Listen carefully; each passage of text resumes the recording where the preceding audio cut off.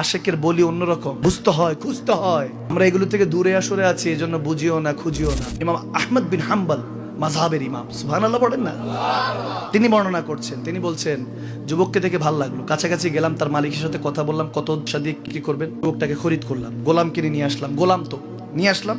যখন নিয়ে আসছি, গোলামকে আস্তে আস্তে পথের মধ্যে বলতেছি, গোলাম তোমার নাম কি? যুবকটা আস্তে করে বলল, হুজুর গোলামদের নাম হয় না, আপনি যে নাম দিবেন সেটাই। হুজুর অবাক হলেন, হাই যুবক তো দামি যুবক, এটা তো যুবক না, ইমানদার। করে কি খাবার? হুজুর খাবার, গোলামদের আবার কি খাবার, যেটা দিয়ে দিবেন সেটা খেয়ে নিব। সুবহানাল্লাহ, হায় হায় হায়। হুজুর জড়িয়ে ধরলেন, আদর করলেন, কাছাকাছি নিলেন, বলে এখানে কয়েকটা রুম আছে, কোন রুমে থাকবা? হুজুর মাথার উপর ছাদ ছিল না, আপনি কিনে ছাদের কথা বলছেন, যেখানে হুকুম দিবেন সেখানে, যেখানে রাত সেখানে কাত, কোনো ডিমান্ড নাই হুজুর। গোলামের কি ডিমান্ড? গোলাম তো শুধু মনিবের হিসাব করে। হুজুরের খুব ভালো লাগলো, বল ঠিক আছে। হুজুর একটা ছোট্ট আরজি ছিল। কি আরজি? হুজুর দিনের বেলা আপনার গোলামি করব, কিন্তু রাতটা আল্লাহর গোলামিতে ছেড়ে দিয়ে।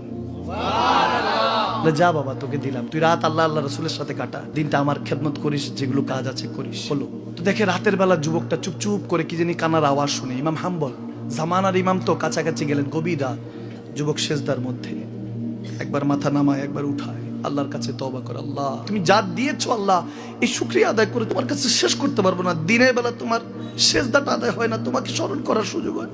আল্লাহ রাতে মাপ চাচ্ছি, ক্ষমা করে দাও। কান্না করতেছে, আল্লাহ মাফ করে দাও। আল্লাহ তোমার মেহবুবের সাদেকায়, তোমার মেহবুবের দিকে তাকিয়ে, ইমাম হাম্বলের দিকে তাকিয়ে মাফ করে দাও।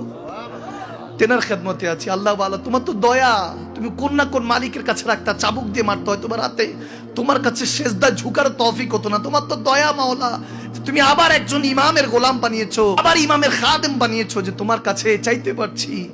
চোখের পানি ছেড়ে ওই যুবক কাঁদছে, আল্লাহ কিভাবে শুকরিয়া করব। চোখ সালামত রেখেছো, কান সালামত, হাত সালামত, জেসেমটা সালামত। কোটি কোটি মানুষ আমাকে জেনে কি হবে? আমি তো একটা মানুষের সাথে সম্পর্ক এখনো ঠিক করতে পারলাম না, একটা মানুষের মন জয় করতে পারলাম না, না মা, না বাপ, না স্ত্রী, না সন্তান, না বন্ধু, কারো মন তো আমি ঠিক জয় করতে পারলাম না। ওই যখন যুবকটা কাঁদছে আল্লাহর দরবারে, তওবাতুন নসুহা করছে, অনেক গুনাহগার বলে কাঁদছে, ইমামে হাম্বল চোখের পানি ছেড়ে দিলেন, হায় আল্লাহ এই মুমিনকে দিয়ে আমি খেদমত করাচ্ছি।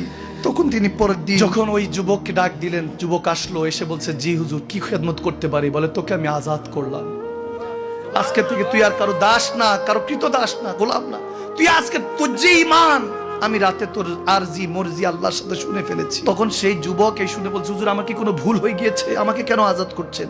বলে, রাতে তোর আল্লাহর সাথে, রাসূলুল্লাহর সাথে যে কথাগুলি বলছিলি মনে মনে আমি শুনেছি, তুই কি গোলাম, তোর তো কাজ হলো তুই